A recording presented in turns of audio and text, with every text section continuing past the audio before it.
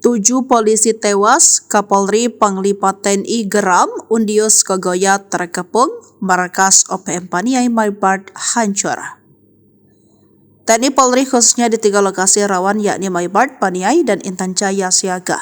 Informasi terakhir dari saksi mata, TNI siaga 1 melakukan pengamanan dari darat, laut, dan udara. Sementara polisi melakukan pengamanan terbuka dan tertutup, apalagi OPM baru saja merayakan Hari OPM pada 1 Juli, sehingga ekstra waspada dari serangan-serangan atau gangguan dan teror mendadak.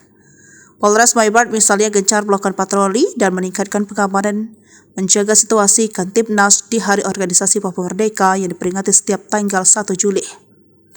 Wakapolres Maibart AKP Muhammad Rosli di Kumurkek Senin mengatakan melakukan apel siaga untuk meningkatkan kesiagaan dan kewaspadaan personel menghadapi potensi gangguan OPM.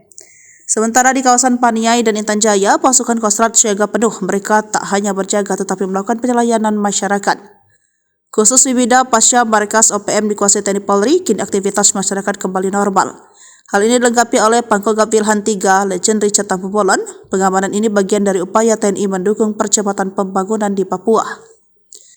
Sementara itu, Komisi untuk Orang Hilang dan Korban Tindak Kekerasan menyebut ada 7 anggota Polri menjadi korban OPM dalam periode Juli 2023 hingga Juni 2024. Terdapat 35 peristiwa aparat TNI Polri versus OPM, 10 diantaranya melibatkan anggota Polri, total 13 korban luka dan 46 korban tewas. 7 diantaranya merupakan anggota kepolisian, ujar Koordinator Kontras Dimas Bagus Arya Senin 1 Juli 2024. Ia mengkritik tindakan petinggi TNI Polri sebab menggunakan pendekatan keamanan bersenjata.